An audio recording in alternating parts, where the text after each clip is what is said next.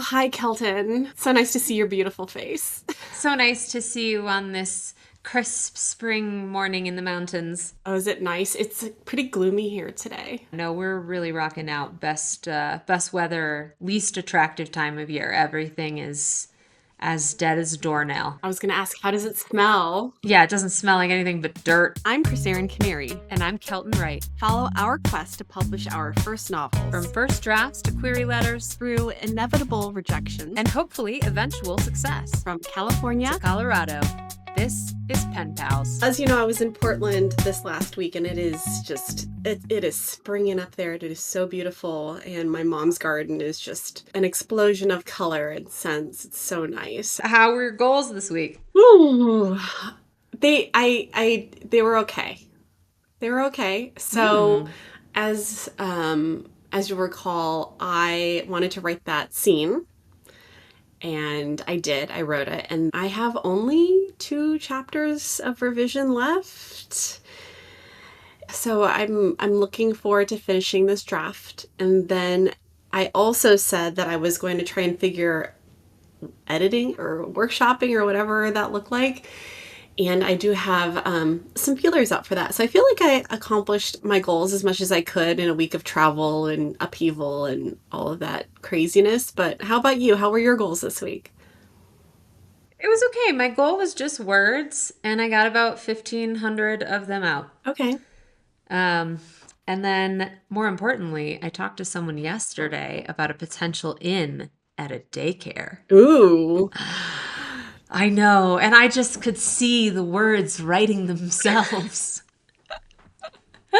It's a nice daycare here too, and her kid just hates it for arbitrary reasons. She was like, "No, everybody really loves it. I don't know what his deal is, but he doesn't want to be there, so we're gonna try something else." She's like, "So you want me to recommend you?" And I was like, "Yes, I'm on the wait list." We couldn't even start until another at least month and change from now because he has to be 1 and walking. And he also has to like wean a little. But yeah, we have potential for some freedom in the future. That is very exciting. Tell me how your actual week of writing went. So you got 1,500 words done. How many days? How often were you able to sit down in front of your computer? I think I sat down and wrote about 8 times Amazing. total, which was really nice. I had 2 huge presentations this week. So a lot of my mental space in the beginning of the week was just focusing on that presentation. And then I had to do it at 6 p.m. at night on Wednesday and then at 7 a.m. in the morning on Thursday. And of course, the child's digestive system is still not developed. So we're still having a lot of sleeping difficulty on and off. So as the tail end of that, like after that 7 a.m. presentation, I was able to like get a huge chunk out, which felt really good. And I feel good about the progress I'm making. I have switched a little from jumping scene to scene to writing linear. Since I told you I wrote that opening scene of the first chapter, it has felt easy to just pile onto that and like kind of have that forward momentum. Okay, like what happens is in this scene to drive to the next one, and then what happens to drive to the next one. And so things are kind of falling into place for at least the first part of the book, which feels really good. I was listening to our episode. I was listening to our podcast episode because I do that. And thinking about what you'd said Liz Moore does, ending the scene right before giving something away. And it stuck with me. And I really love that concept. So I can see that being a very useful way of propelling yourself forward as you're trying to get the story out for the first time. So that's fantastic. Totally. Well, we did it. We accomplished goals. Yeah, but I feel like I'm on the verge of a slump. Mm. Yeah, because I have 2 chapters left. And so I'm going to finish those 2 chapters. And then what, Then what am I Yeah. gonna do? Hopefully I'll find someone that I can work with on this book. So I'm a little wary because I'm gonna finish this draft and then I guess I could read it again. I guess I could read my book again now that I've, revised and added on more. But I do feel like I'm ready for a reader. So I need to figure that out. Would you ever do a trial draft of a query letter on this book in the interim? Like now that you have like almost a settled draft. Well, the only reason I ask is because I don't know what it is about the algorithm, but they decided to start showing me query content on Instagram Reels. And of course, it's always girls. They're looking at their computer and then they dramatically turn to camera and they're like, I got 3 agents in 72 hours. Here's how. And it's like, and they're like sharing their query letters, and they're always like, in this book, the werewolf fucks the vampire and the ghoul. You know, it's like always like the smuttiest fantasy that they're like pitching and getting out there. And I'm like, I don't know who your agent is, but that's the content that is being targeted to me right now. And it does seem like there is some value in a book to being like, okay, well, how would I shape a query letter for this? Even if you're not at that stage, because I think it can help you. It seems like it could help you the same way you told me to write a synopsis, and that helped me think through my book as a complete entity. I feel like a query letter would help with the phase of editing. So I'm going to admit something that I'm not very proud of. Yes. And I think we've talked about this like or wanted to talk about this a little bit, but I use AI for query letters. Ew. Oh boy. I can't wait to have an episode on AI. Because I I have like huge opinions, but tell me. I remember in a class that I took, we talked about log lines and trying to write a log line for your novel. And writing a query letter and writing a log line has to be some of, to me, like I can write 100,000 words of a novel, but 1 page query letter, shoot me in the head. It is not the same thing. It is a completely different skill set. And I am terrible at it. And so for me, I'll write the query letter and then I'll put it into my AI of choice and it makes it sound so much better. Honestly, I I hate it. I hate writing query letters. Just you saying it like was my heart started pounding. I was like feeling nauseous. It's revenge for what I asked you to finish your book at the beginning of the summer. Oh, oh, great. Well, I can't wait until the end of this episode when we assign each other goals. I'm gonna come for you. No. Mm-mm. As my All mom right, would maybe we say, should I talk rebuke about that in the name of Jesus. um, talking of rebuking things. We have some fun things to talk about today. we do. Today, We we're do. playing we're playing Smash or Pass. Smash or Pass, which is the, I guess, PC uh, Gen Z way of saying fuck, Mary kill, which is what I did when I was in junior high. But that's Yeah, Pass is so much more gentle. Not for me. Thank you. not Moving good. along. Yeah. No. I'm okay. I'll smash that though. Thanks. We came up with a various amount of topics, literary topics that we will go Mhm. through, and also at the end, maybe some rapid fire authors that we'll chat through as well. But I can't wait. yeah, all right.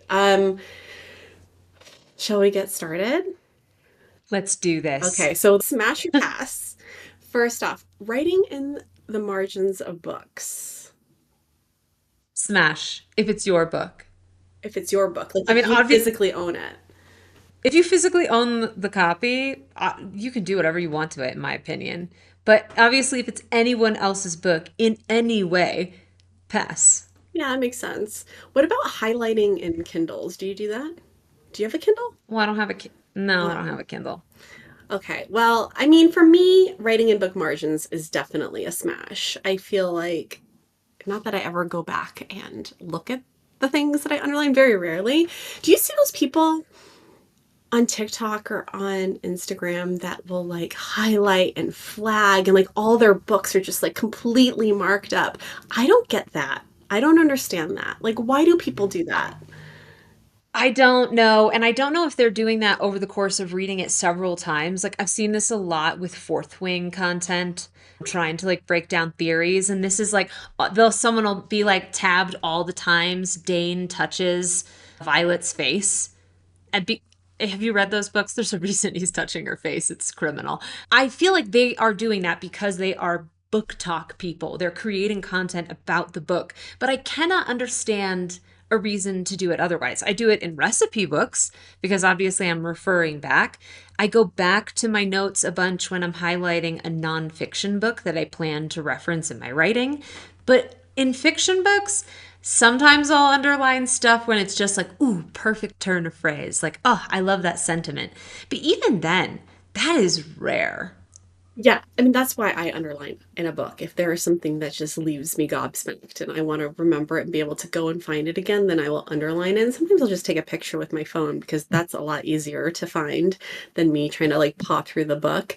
But yeah, I'm sorry. I think I know we're gonna get to Rebecca Yarros later, but any book written by either her or Sarah J. Maas, like there's no why. We'll talk about them. We'll Okay. talk All about right. them, and I'll Okay. tell you that why. Okay. All right, my turn.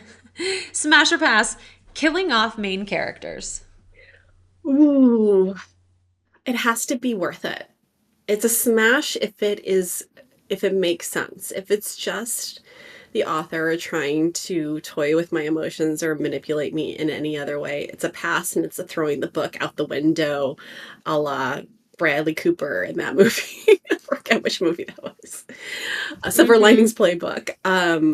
But if if the author has earned it, then it's a smash. I mean, anything works if it works, right? Yeah, sure. I don't like when it feels like they're killing my darlings. I'm like, Okay. the job is to kill your darlings, okay? Not mine. I kind of hate when they kill off main characters, but I don't read a lot of books where I know that's what's likely to happen. Hmm. Like if a book is like a drama or family drama, I'm like, I'm not going to read that. And characters die in those books. But when a character dies unnecessarily in a fantasy book that everyone likes and it feels like they're just killing them to have some sadness or momentum, I'm like, I hate this. I hate this. It feels forced. But like you said, if it feels like it works, then it works. Yeah. But I still don't like it. I'm not going to smash it. So I think in fantasy books, though, especially ones that have epic battles, it makes more sense to me when that happens. Yeah. So I'm reading Robin Hobb's epic fantasy series. There's, I think, 12 books, 16 books in this one series, and I am on the third series in this, I think, five series novels. And in the last one, in the first book, a, a main character, yeah, like one of the main characters dies, but he's a wolf, and so wolves don't live forever, you know? I know. But Oh, because humans do? I mean, You know, we're talking 16 books here, so these humans are living a long time. yeah, you got to kill some people with that many books. I mean, I cry like a baby when night spoiler alert when Night Eyes dies, but I think that if the author has earned it and it feels emotionally true, then it's okay. Not that I like it. Fair enough. Yeah. Fair enough.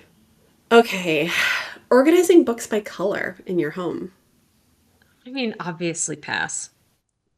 Yeah, I'm a pass on that one too. I don't, if that is how your brain stores books in your head, where you're like, I know my favorite book is red, then I get it. But I don't feel like that's what most people are doing. I feel like most people are doing it as an aesthetic choice. Like, my books aren't organized in any way that you would look at and recognize, but they have an organization to me. And it's Ben's books and then my books. And then it's sort of loosely like piled in like these are sort of writing books, these are sort of fantasy books, these are sort of like art like nature books. And that's kind of how they're segmented. But I think that you should organize books by how you find them. Hmm. And if you are not organizing books in a way that helps you find them, then why do you have them? That's a great question because really, truly, if you're not looking for them for some reason, then maybe they should go to the library or Goodwill or something. But yeah, I have a feeling that people who, and I have friends who do this, so I won't be too harsh about it, but I feel like it's more of an aesthetic than it is, someone who's referencing them regularly. I was an English literature major, so I have a shit ton of books from college that I've held on to, and our library is very, very meticulously organized. Victorian era fiction, because that's kind of what my specialty was, all the way through modern literature. And then I have my like Norton anthologies at the bottom of my bookcase. And then other bookcase, I have like literary criticism, plays, poetry, and then we go into Boyan's books, which are nonfiction. So we have like political science and physics and travel and gardening. Like it's very, very organized. It would throw me into a like OCD tailspin if we had like a cookbook next to Richard Feynman's lectures on physics or something. Yeah, I couldn't do it. We also have like all our cookbooks are in the kitchen. Yeah, same. And then we have a separate small shelving unit that's just guidebooks. So identifying scat, mushrooms, rocks, trees, animals, like all those books for many different states, all of our maps, those are all in like one library section. And then all other books are like there's stacks of books on history of the area. There's all the fiction books are upstairs. There's piles of books everywhere in my house. So Yeah. like, I think even the idea of truly organizing them by color would be a fool's errand because I would just keep finding books in places. Yeah, and then I organize my kids' libraries too. Because I'm a Okay. psycho. Okay. I have the like, Do your kids appreciate it? no, no. I have like all of the little golden books in one area. I have all the like Mo Willems books in one area. Anything that's like a nonfiction picture book is on one side, and then all of the, other picture books, all the Dr. Seuss's together. I mean, it just makes sense, right? It does. It does. Okay, moving on. Smash or pass. DNFing books. Smash. I don't Yeah, I huge I smash. cannot, if I don't like a book, I cannot finish it. I will not even attempt. I bought yes, I've read Fourth Wing, and I bought Iron Flame. I like pre-ordered it. We say like if you want to support an author, pre-order their books. But I started reading Iron Flame and I was like, no, I returned it so fast. Got that refund. But yeah, I cannot. I don't have time. I don't have time to like force my way through a book that I don't like. But if it's a book that I have to read and I'm struggling to get through it, I will listen to the audiobook because that is a more passive way of consuming it. And I can do that on a walk or something, and it's not so bad. How about you? Yeah, I'm more than happy to DNF. If it's just not grabbing me, like then what am I doing? Yeah. I'm using books as an escape. And if it's not taking me anywhere, if I'm just stuck on the tarmac with this book, it's like how long are we going to be on the tarmac? I want to deplane. You can't hold me hostage here. You're a book. So, get rid of it. I also think you could do that and come back to it if you want to. Like sometimes I'm like, this isn't the book for now. It's taken me years to read Braiding Sweetgrass, and I really like that book. Every chapter I've read, I love, but I don't have any forward momentum in that book. And so after like 3 years, I still have like 4 chapters left. Yeah, I have picked up Braiding Sweetgrass quite a few times and have not been able to get into it. But let's talk about that because I also use books as a form of escapism. They're what I return to at the end of the day to unwind and to take my mind off of, the trials and tribulations of our current world. But that being said, it means that I really struggle to read literary fiction that I should read to make myself a Mm. better writer. And I hate that about myself. I was a literature major and I suffered through reading a lot. I skimmed a lot of the books that I had to read for that degree. But now as an adult, there are books that I know that have won big awards. I'm like, I should read this book. And I'll pick it up like, I don't want to read this book. I just put it away. So how are we supposed to become better writers if all we want to read is the stuff that brings us joy? I guess I don't I mean, know. I do have methods for this. Okay. If there's a book that I'm like, I got to get through this one, I do the same thing that I do when I'm running. When I'm running, I'm like, you got to run at least until that tree, or like, you got to run at least until the creek. And then usually, like, I can take a little break and then keep running. And with a book, I'm like, you got to at least read this chapter. You have to read until page 45.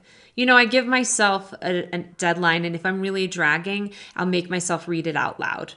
Because if my brain's just like, I want to do something else, the way I can get my brain to actually do it is make it do the heavy lifting of orating it. Well, we know what a great runner I am. So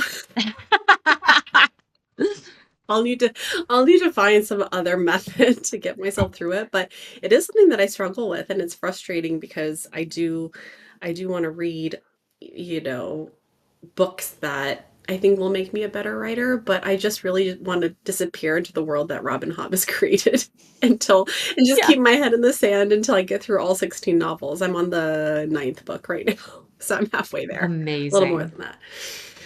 Okay, smash or pass morally gray protagonists. What do you think I'm going to say? Oh, definitely smash. Yeah, smash out of the ballpark. Are you kidding? I'm hitting home runs on morally gray protagonists. They're my favorite. I don't like really moral. Who does They're like really boring. moral protagonists? They're so boring. I like someone who's a little on the bad side. Yeah. Just like you kind of want your friends to be a little morally gray too, right? Like no one wants to hang out with the goody two shoes. I mean, honestly, it's a ongoing struggle in my life to be like, are you a little bad? Tell me you're a little bad. You a little bad? And they're always like, me, I'm so blessed to be here. And I'm like, okay, well, I'm gonna see myself out the exit. You don't want me here. I'm gonna tell you that right now. Okay, prologues. Smash or Prologues. pass? Listen, I don't have a problem with a prologue.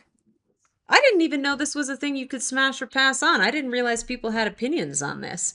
If the prologue is good, I guess I should say, like, sometimes I am like, I don't understand why this isn't just chapter one. But if someone wants to write a prologue, knock themselves out.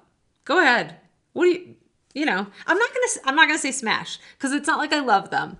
But if other people want to smash it and have me read it, sure. So, I volunteer in Sabine's fifth grade classroom doing reading circle, and they were reading Hatchet. You ever read that book? Ugh.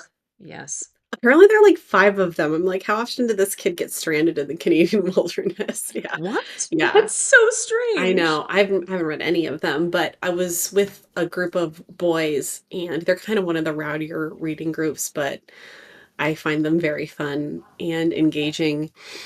And the boy didn't read the prologue. And I was like, you didn't read the prologue? He's like, no, I thought you could just skip it. And not only did he not read the prologue, he didn't read the epilogue either, which in Hatchet like tells you that the kid got out and survived. So he had no idea that the kid was able to get home. Like, dude. You know that kid has never read the instructions on an exam in his Oh life. man, probably not. But so here's the thing. I say this having a prologue in my current book. If I know, but I don't really like reading them very much. Huh. I don't like reading prologues, and I hate little bits in front of chapters that the author will sometimes put there for you to read. Like, but guess what? Hmm. I do it in my book. So I guess I'm like, who? So does the reader like a prologue? I guess is the question. My teacher Mark Sarvis would argue that if it deserves to be in the story, it deserves to be in the story and not Yeah. tacked on as a prologue to your book. So there are a lot of varying opinions on prologues. And I guess with anything, if it works, it works. And if it doesn't, then people will skip it, I guess. But All right. Well, then I'm gonna go smash. I'm gonna go smash now. I like them. you like them? All right. Yeah, I think I like them. Okay. I like a little peppering text in. You know why? Because I'm usually just impressed with the author. I'm like, where did you pull all this stuff from? Yeah. It just blows my mind. So I'm gonna go smash. Okay. I guess I have to say smash, otherwise I'm a hypocrite. All right. I think this kind of lines up with highlighting your own book. But how do you feel about dog earing pages? Ooh, I don't like it. Pass. I don't like it. It ruins the page Do you know? forever. It's horrible. Listen, if you need to like save your place in a book, I'm not a big bookmark person, but I will literally I find like honestly like protein bar wrappers in my books because I will just like shove things in there or napkins or business cards or something. There's got to be a better way than dog earing a page. I hate Uh, I don't mind it, but I don't do it. I don't mind if one of my books looks mangled by the end. Like, I often read my books outside in the rain, in the hot tub, when it's snowing, and inevitably things get a lot of water damage. And I just don't mind it looking a little, haha, weathered. I have to tell you a cardinal sin. My mother dog ears library books. Maggie. No. I know.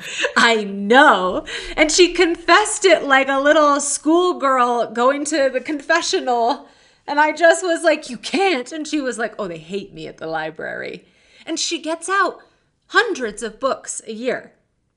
And she's dog earing all of them. She's a criminal. I'm aghast. I know. I know. They I should couldn't just believe charge it. her because, I when you start taking books out for your children, inevitably they will wreck a book. And it's happened to me a couple times now. And I've had to, out of my own pocket, replace the book or pay money to have the book replaced. And it's like $25. So, not to Mhm. like rat her out, but the library should just start I charging know. her. I'm going to call the Boise Library and just be like, I've got an insider tip for you. They're like, yeah, we know. We can see it in the system, Kelton. They should at least give her a stern talking to. That's not nice. Bad girl. Bad, bad, bad, bad. Okay, well, we already talked about this a little bit, but what about using AI for brainstorming? I feel like I have to have a whole episode to this. Okay. I have a lot of conflicting views ethically, morally, creatively. I would lean against using AI for almost everything, but that doesn't mean I don't use it. This is my enemy, at the bar. Like if smashing or passing, I see this person and I spit in their drink. And then maybe I'll smash them if I get drunk enough. So, things are gray. Morally I'm a gray? morally gray protagonist. I don't believe in putting any unique ideas into AI. Anything that's precious or the AI model can use to train on, I don't put in there. But I have a bit of a technical and coding puzzle in my book. And so Mm. I used AI to really figure out how to talk about it in a way that would be easy for people to understand. And it's a bit of a hacker thing too. So as much as I lean on my husband, and I ask him about it, he's like, that's not how it works. I'm like, you're not useful. Which by the way, Robert, if you're listening to this, my husband's friend was like, Boyan, do you listen to Chris Aaron's podcast? Do you hear the things she says about you? Oh man. Anyway, Oh, what a traitor. I don't say anything bad about my husband. I love him, but he's very, very, very intelligent and he is a terrible teacher.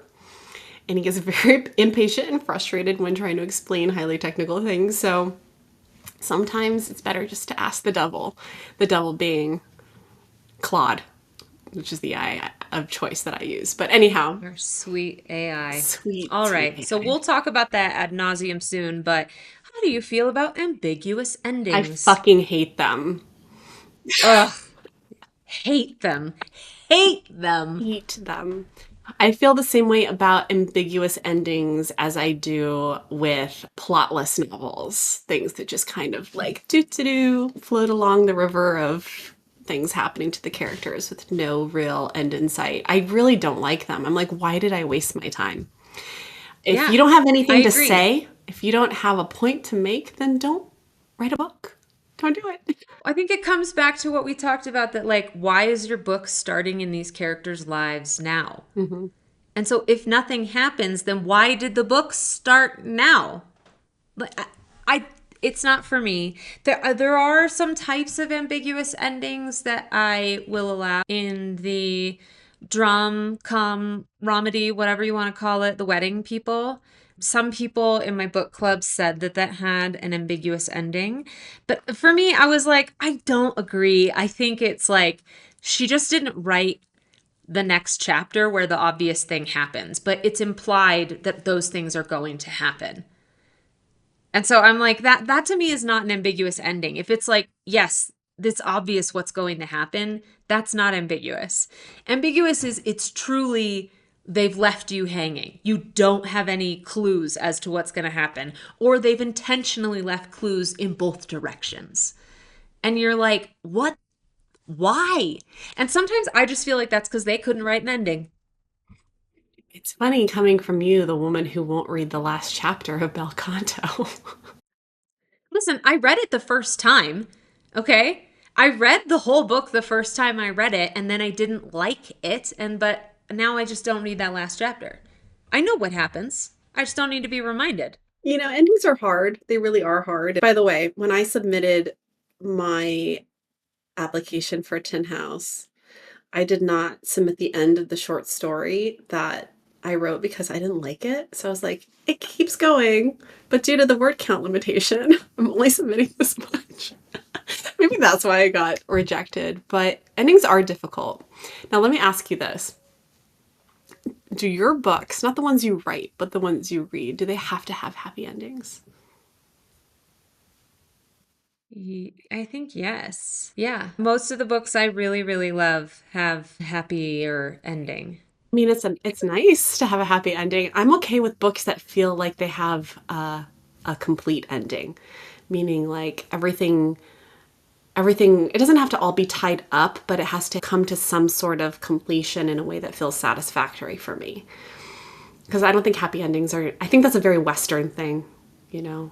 Happy endings in a Sure. novel. I'm a very Western girl. Yes, you are living up in the mountains of Colorado. Yeah, I mean, I do prefer a happy ending in the books I read, and I think that that can really be poo-pooed in the same way that like rom-coms are poo-pooed, and it's like general enjoyment is poo-pooed. It's like, yeah, I like to feel good and close the book going, ah, that was nice.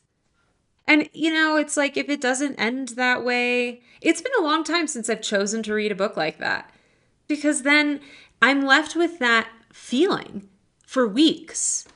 And I don't need anyone to generate that feeling for me. There's been enough things that have happened in my life. I can tap into that feeling any day, any hour, you name it, I can draw it. And I just am like, if I have it already, I don't need someone else to be burning toast in my kitchen. Get out. No, I think you're right. I think it goes back to wanting to read things for escape, right? And there are a lot of books that end in ways that feel right and they feel emotionally true and they're really well crafted story. But do we want to read those things or do we just want to enjoy ourselves? You know? I also think it's tough when you're talking about the big idea of a happy ending because that could be really broad for me and I don't realize it. Like I don't need every book to end with them like and they kissed and they married and everything was wonderful from there on out. It's like I don't need a lack of reality. I need a character who feels good about their trajectory. Mm. I need a character who has gone from hating themselves to loving themselves. I need the dog to not die.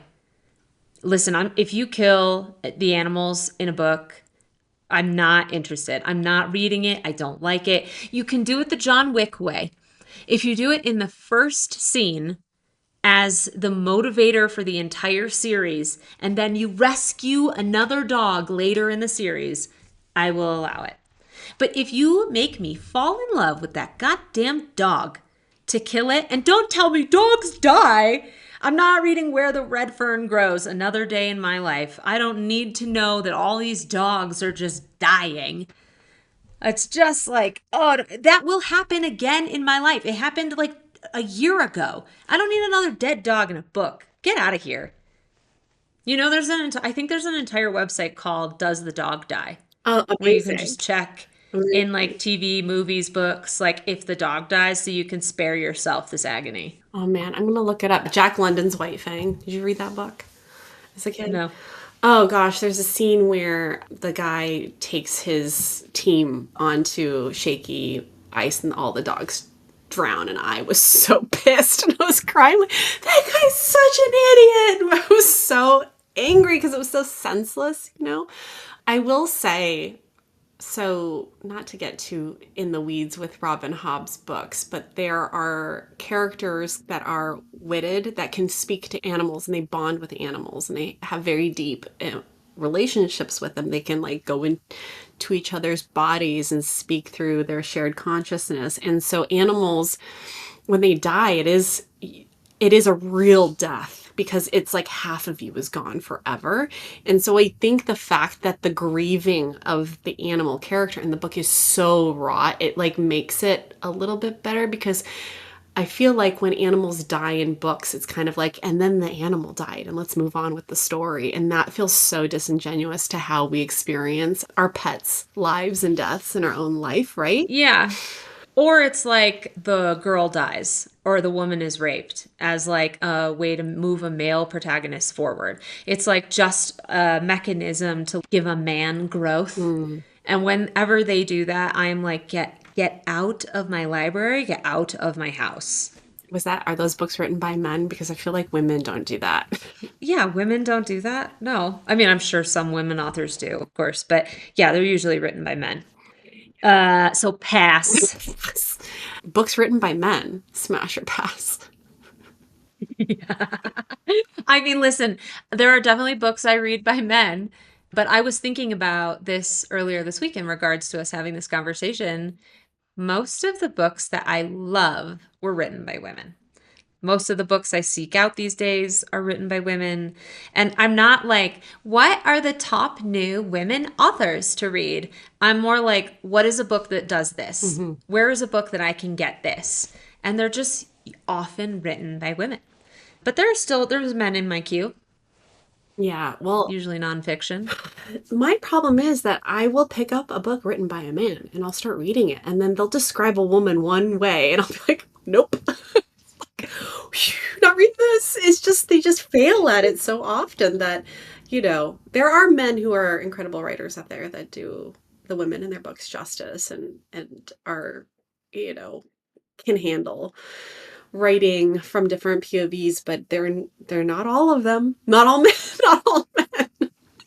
Oh boy. All right, tell me, smash or pass dream sequences. Oh, I don't like them. I especially don't like them when you start a chapter and you realize, like, oh, this is a dream, this isn't real. That pisses me off because I feel like the author's trying to trick me. And so I'm not a Yeah. fan. That being said, I do have a dream sequence in my current book. This is just like a list of things you wish you weren't doing. But I don't know if this has ever happened to you. I don't know. I'm a little woo woo when it comes to this type of thing, but my grandmother at times will come to me in my dreams. And when she comes to me in my dreams, it doesn't feel like a dream. It feels like a visitation.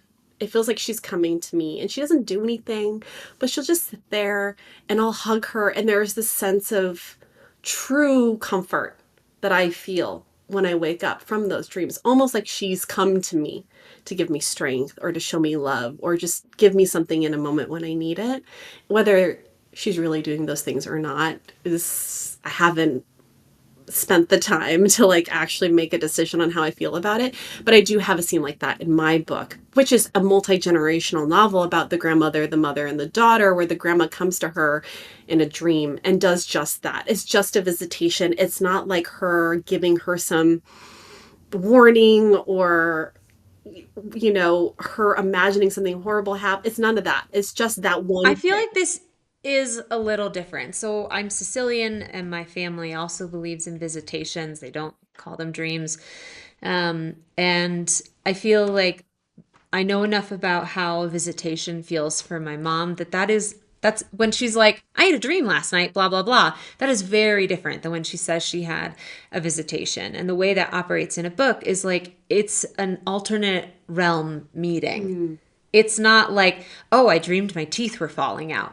So like there's two characters truly interacting in a way in your book because of how the character themselves believes that is happening. So I think that is totally fair. That is also how I feel about dream sequences, is that they should not be revealing something that they're thinking about. It should have some materiality to the story itself. I don't know if those are the right words to use, but like dream walking or like Freddy Krueger, where it's like he only interacts in your dreams, you know, it's like those things, then dreams make sense.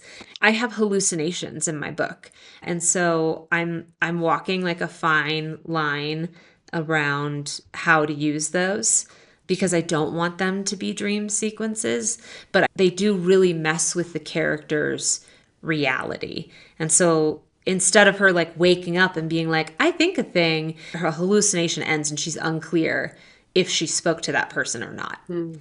Which is actually how all my dreams are now. I started to dream that like I just walk into the kitchen to get a cookie on the cookie platter and like there is no cookie platter, and then I'm like, oh fuck, I dreamed that. And I'm like, this is a useless way of dreaming. I'm just dreaming there are things in my house that aren't there. And then I'm like, Ben, where are the cookies? And he's like, what cookies? I'm like, what a stupid dream. I was gonna say, you have a cookie platter in your house. I want a cookie. I mean, occasionally there's just cookies at the ready, you know, but the cookie platter was a dream exclusive. Okay, we have one more before we get into our rapid fire, and that is unreliable narrators. Smash or pass? Hmm. I lean towards pass. For me, this is sort of like being lied to about a dream sequence. It's a little like not writing the ending for me. I feel kind of tooled around. And I'm like, well, if you're not going to tell me what actually happened, like, why am I did another character in this book write the book? Can I read their story? You know, I mean, it's like I didn't love Tully. Is that the name of that movie? I didn't love Fight Club. I'm like, what is happening? I recognize the art. I for sure recognize the art. Don't come for me. But I'm not huge on an unreliable narrator. There are ways to do it. Like I have loved books where at the end you like find out who the narrator is and they're like, okay, so I fudged some things about myself. In Margot's Got Money Troubles, the narrator interrupts the story at one point to tell you that she's not going to tell the whole truth because it's a little embarrassing, but you still get all of the right elements of the story. It never turns out that you were lied to. She just is like, I'm going to gloss over some of this because I'm ashamed of it, which I thought was like a really fun way to have the narrator do something silly. How do you feel about it? Well, I would argue that all narrators are somewhat unreliable. Sure. Yeah, and I think it's just dialing it up or down. And a good author does it in a way so that the reader could recognize that the narrator is not 100% reliable and we need to take certain things at face value. At least when I've read unreliable narrators done well, that is how they are written, where it's like, okay, well, I'm just going along on the ride of how this person wants to tell the story. I think of My Year of Rest and Relaxation. Did you read that book? No. No. And I know it though. yeah, it is. I know a lot about it. Okay. I really enjoyed that book. I know some people, that's probably a smash or a pass on that book, but I do feel like it allows us fully to be in the delusions of the mind of a character when there is an unreliable narrator because they're not owed the audience the absolute truth in a way that I feel like there is an expectation of that when everything that the narrator is saying is being taken as truth, or you know what I mean. So Yeah. my book has been But I think described having, really, yeah, as having an unreliable narrator, and I didn't write it that way, so I was like, interesting that you would think that she's like not telling her I mean, 100% truth, it right? kind of makes sense in a family drama because, we talk about this a lot when like our family members are telling a story about another family member. It's like, they have these deep biases of years and years of knowing each other. And so sometimes you're like, well, I bet it actually was a little more like this. So I can see how that would potentially translate in a multi-generational book. Yeah, there's a lot of revisionist history going on when it comes to family legend and lore, right? But Yeah. I think, again, if the author is doing it to trick the reader and to have like a gotcha at the end, like I don't like that either. I feel like that is Mm. not trusting the reader to understand what's going on. And I don't like it. I think of A Silent Patient. Did you read that novel? Like, I was like, this is Of course stupid. not. Of Fuck course that not. book. Written by a man. I had to read it for a book club. I was like, this is stupid. Okay. Well, we can go into our rapid fire authors. All right. Smash or pass, Andy Ware. Smash. Project Hail Mary, smash. How about you? Yeah. Epic smash. Yeah. Emily John Mandel. I haven't smashed her yet, but I plan to. Oh, epic smash. Epic smash. Sea of Tranquility is a fucking amazing book. All right. Lee Yeah, it's on Bardugo. smash. Love her. Yeah, I know Yes.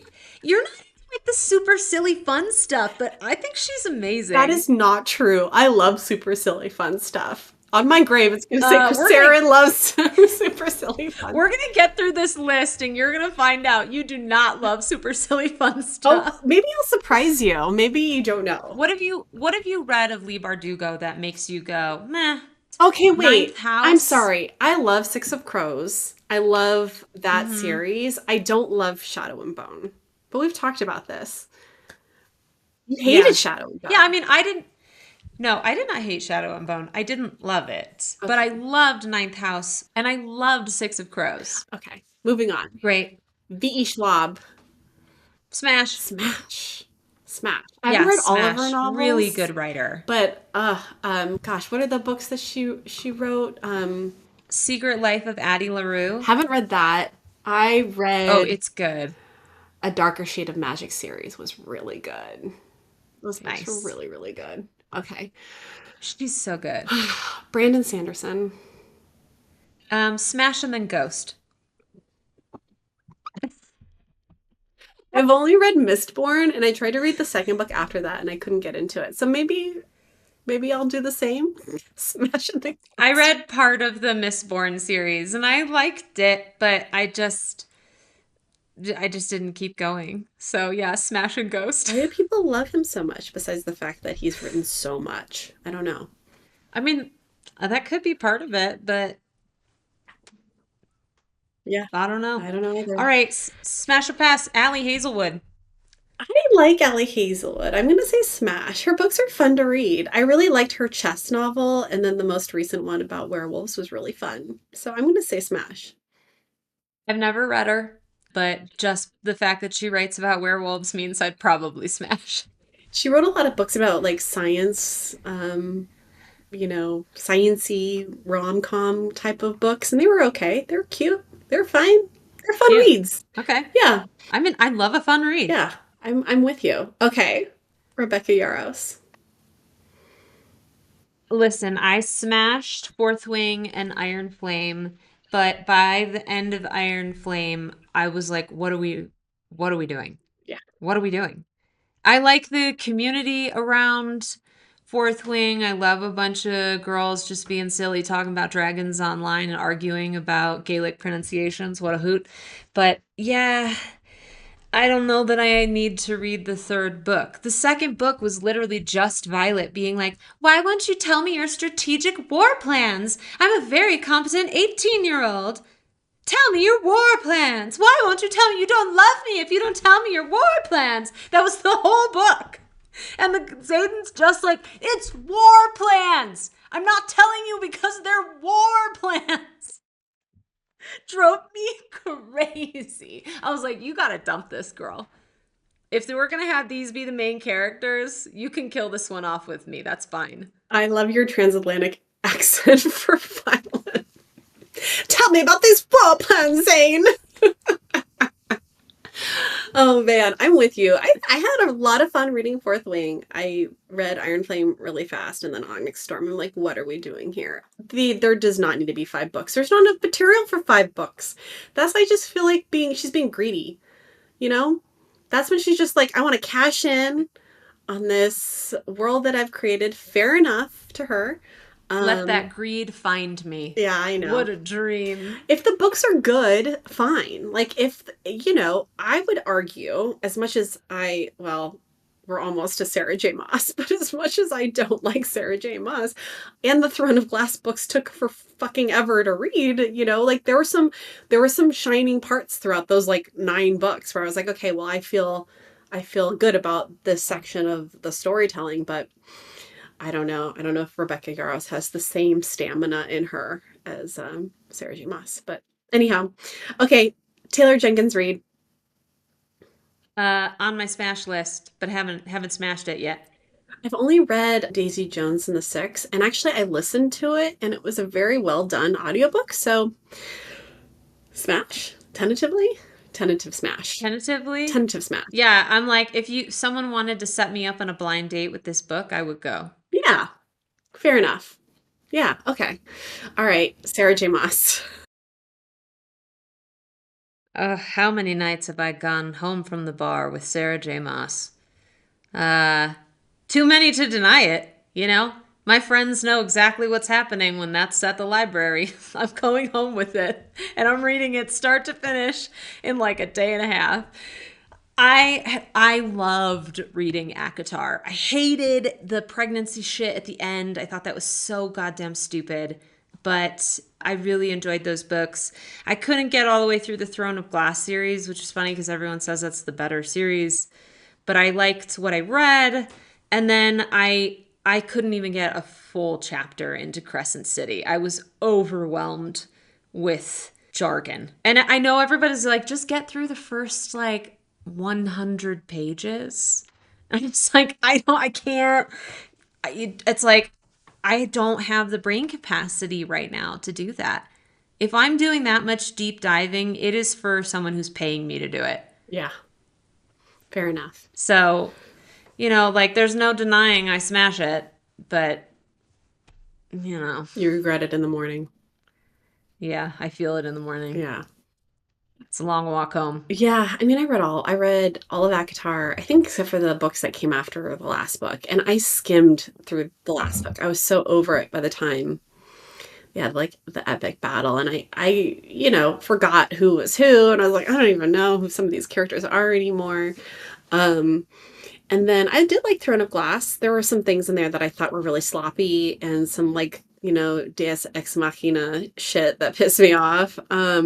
But the Aelin is a much better protagonist than Farah. Is that what we say her name? Feyre. Farah. Feyre, I think. Illiterate Farah. And the Crescent City books are okay. And the fact that she's trying to make a multiverse is wild. Just like, okay. Yeah, I do think that's really cool. I enjoy seeing, I do. I think it's cool. I like seeing the fan theories online of like who's really who and how the stories overlap together. I think that's fun. But, I feel the same way about the Marvel multiverse where I'm like, okay, I've had enough. I contend that ACOTAR is this generation's Twilight, which I read the Oh, I, shit out I of those books when like 10 years ago. I don't have a problem, yeah, agreeing with that. I read some of those and my mom was like, "Send it to me when you're done." And I did send it to her, and when she finished it, she was like, "Child's Play. Have you ever read the story of O?" The same again. I don't think I've read that. Oh, you should. She had to read it in college for her like feminine literature class. Oh, okay. And I just kept thinking that. And you can like download the PDF for free online. Okay. You want to get your boots rocked. You want a book you can't read in public. Try the story of O. I'm telling you, if you want something that has like meaningful smut in it, but also incredible world building and politics, Jacqueline Carey's Cashil's Dart series are just the cream of the crop. Everyone needs to read those books. Like Okay, I'll read it. the thing is, like, that's what's annoying is that Sarah J. Maas exists in the same world as Jacqueline Carey, and Jacqueline Carey doesn't have like half of the book sales that she's gotten, and she's such a better writer. It's like, someone please recognize this incredible author. But anyhow, I'll stop. I'll stop, and we'll just move on to Emily Henry. Smash. Smash. Her Smash. I mean, book I was that? take Emily Henry home to meet my parents. Oh, okay. Like reliable, good times, makes me feel good, easy to get through. Like I just love that she's giving me exactly what I want when I read those books. Mm, yeah. See, I don't know if I would take Emily Henry home to meet my parents. I feel like Emily. I don't know that I'd marry her, but I would gladly have her have dinner with my parents. Mm, yeah, I guess maybe. Sure. But then my parents would look at me and be like, this isn't going to be anything long term. You know what I mean? But she is super fun to read. I always forget. Completely forget about those books after I finish reading them. And then I'll look at the Yeah. cover, like they'll come up in my lippy and I'll be like, did I read that book? I Well, I can't tell them apart. no. But that's sort of like everyone before my husband. Okay. Okay, speaking of people you might not take home to your parents, Penelope Douglas. I think we all have a Penelope Douglas phase. Listen, I really enjoyed those There's books. They're so taboo and kind of messy, but I liked Credence. I recommended Credence to you, so Yeah. And then I took Credence with me to Costa Rica on our baby making moon. Um, and we didn't make a baby, but woo, did we try. So thank you, Penelope Douglas. Lord, Lord, Lord. Well, I think we saved the best for last. I mean, it's funny because I don't know, other than what I read about online, I don't know anything about this woman's books, Colleen Hoover. Mm-hmm. Mm-hmm. I have heard so much smack talking, and one of her books has just never made it to me. It's never appealed to me. Seeing that Blake Lively was cast as the lead, I was like, well, it's probably not for me. You're not a Blake Lively fan. You weren't a Gossip Girl or a Sisterhood of the Traveling Pants Oh, girly. I was a Gossip Girl, but I was a Leighton Meester girl. Thank you Okay. very Well, much. yeah, I'm same. Same, same. Tell me, what's the big deal about Colleen Hoover? I think she's emotionally manipulative and kind of in her novel writing To her. anyway. Hmm. I read Verity. That's the only book that I've read, and it was, pretty intense and violent and a little taboo, and then also just a little predictable at the end there. And Mm. it was fine. I have not had the urge to pick up one other book of hers though. So for me, it's going to have to be a pass. Yeah, mine's a pass. Okay. Didn't even realize she was in the bar. Well, that was fun. All right, Kelton, what are Okay. your goals for this week? My goal is to write 2,000 words. Okay. Maybe this week I write 1,000, but this week I'm being more realistic. Okay. There's no rhyme or reason to what I'm doing. It's all based on how much I slept last night. Last night was very little. So this week we're doing 2,000 words and we'll see how it goes. Okay. I like it. I love it. All right. What's your goal? I'm going to finish revising my novel and figure out what the hell to do next with my life. And I'm not writing a Aren't we query letter. all? I'm not doing that. I don't want to do I don't, I Uh, don't want to do that. I feel like you should write a query letter to the person you're writing the book for. Okay. Like, to be like, listen, the book is finally here. That book you've been dreaming of reading your whole life, I wrote that book. This is what it is. Okay. Dear reader. I like that. Dear reader. Okay. And I encourage you all out there, if you're writing a book, write a letter to your reader. Yeah. Tell them what's coming. Get them excited. You're Make a fresh cup of coffee before you do it. That's right. I love that. Well, we did have some Q&A questions. We'll just have to get to them in the next episode. And we did have a reader write in and tell us their pantsing versus outlining strategy. So we'll cover that as well. Thank you so much to everyone who has written to us. We have gotten a few emails and we love to hear from you. So please continue to write to us. You can either send us a direct message on social at penpalspod or email us at officialpenpalspod@gmail.com. Nice. Happy writing. Happy writing, everybody.